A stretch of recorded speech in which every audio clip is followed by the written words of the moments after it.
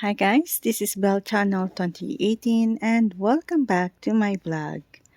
Asar talo na naman ang actress na si Andrea Brillantes sa mga netizens matapos i-flex ang litrato nila ni Rico Blanco. Ibinandera kasi ni Andrea sa social media ang papapicture niya sa dating vocalist ng River Maya sa naganap na reunion concert ng banda kamakailan. Siyempre, hindi na pinalampas ng dalaga ang pagkakataon na makapagpa-picture kasama ang boyfriend ni Maris Racal. Ayon kay Andrea, matagal na niyang idol si Rico.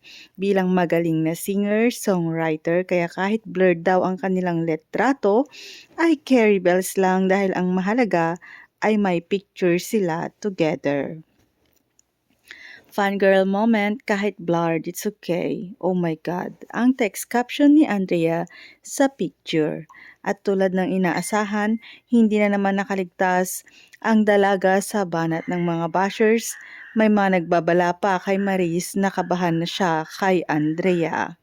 Baka raw isang araw ay bigla na lang matukso si Rico sa kamandag ni Andrea at bigla silang maghiwalay tulad na lang ng nangyari kina Catherine at Daniel.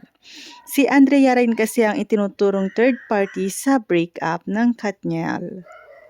Ilan sa mga nabasa naman ng mga reaction ng netizens sa picture ni Andrea at Rico ay ang mga ito. Naku po Maris, ingatan mo na ang bebe mo. Bigla akong kinabahan para kay Maris. Maris, kabahan ka na. Yari ka kay Irene Chu. Wala ka talagang kalalagyan. Walang Mondragon ang makatatalo sa mga Chu. Target, unlock. Nakakaloka. Ha ha ha. You'll be safe here. Idol niya kaya nagpa-picture talaga. Kahit ako siguro magpapapicture kung mabibigyan ng pagkakataon na makaharap mo yung hinahangaan mong tao. As for Maris, she is a very beautiful woman. Walang dapat ikakaba. And also a secure relationship. Mahirap yan masira.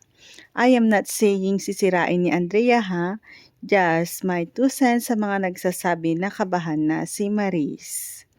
Pagsubok na naman yan sa isang magkasintahan.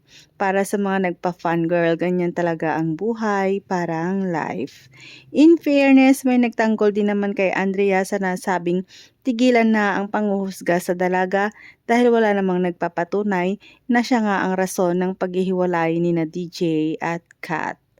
Thanks guys for watching and God bless everyone.